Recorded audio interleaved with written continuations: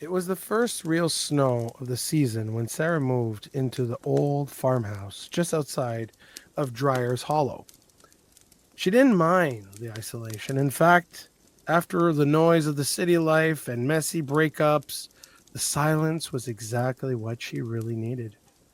Her nearest neighbor was about quarter mile down the road, and the only things that visited her was deers, cows, and the occasional fox. But Sarah wasn't scared. She was used to the solitude. What she wasn't used to was the knocking. It started on Tuesday.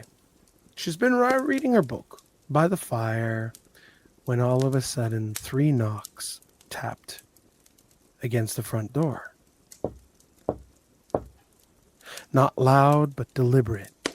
She frowned. It was nearly 10 o'clock at night. Pitch black, and the snow was knee high. But who would be there at that time? She wrapped herself in a blanket and opened the door. And there was no one.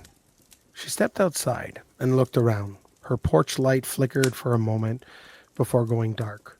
That's when she heard it, a soft whisper, like a breath against her ear. Let us in. Sari spun around, and there was no one.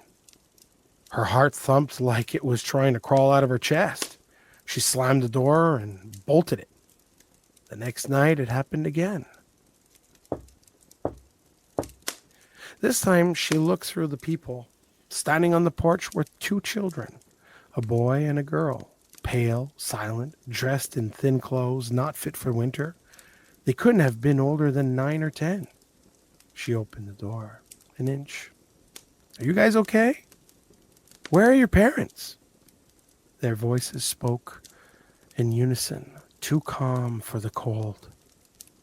Let us in, we're cold. Something about that tone, flat and robotic, froze her hand to the knob, and then she noticed it. Their eyes. No whites, no color, just black. Pitch black, like if there was oil, an oil pool in their sockets. She slammed the door so hard that the house rattled. Sarah was scared.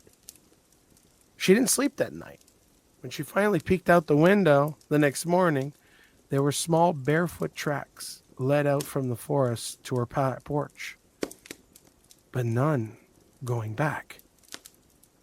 She called the local sheriff, and he was an old man, had a nice little tired voice to him, who was listening to her, everything she was saying. When she's finished, he said simply, just don't open the door. What? Well, who are they? She asked. He hesitated. No one knows. But they've been seen before, long ago. Folks in Dryer Hollow says that they're not kids.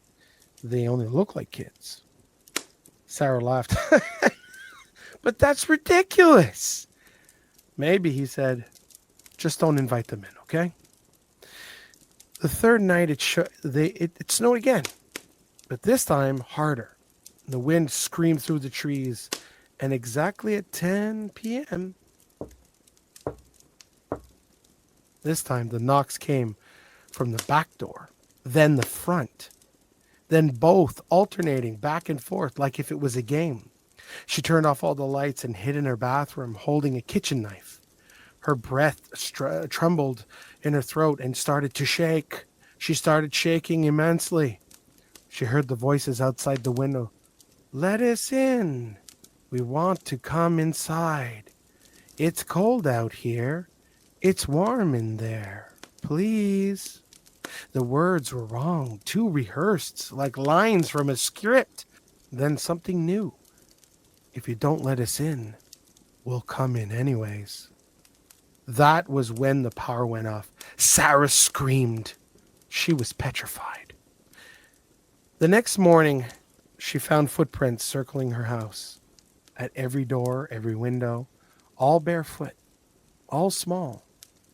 She drove into town this time. The sheriff looked like he hadn't slept either.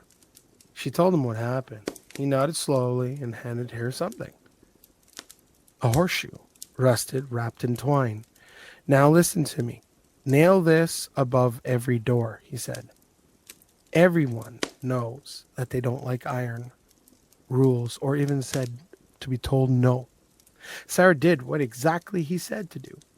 That night, the knocking didn't come. Not for the next night either, or the next after that, or the week. Then, when she thought that it may be over, then came the letter. A no return address, just a letter, appearing at her front door, in child's handwriting on the envelope. Thank you for not letting us in. We'll try again soon. Inside was a photo. It showed Sarah sleeping in bed, and just outside her window, two black-eyed children watching.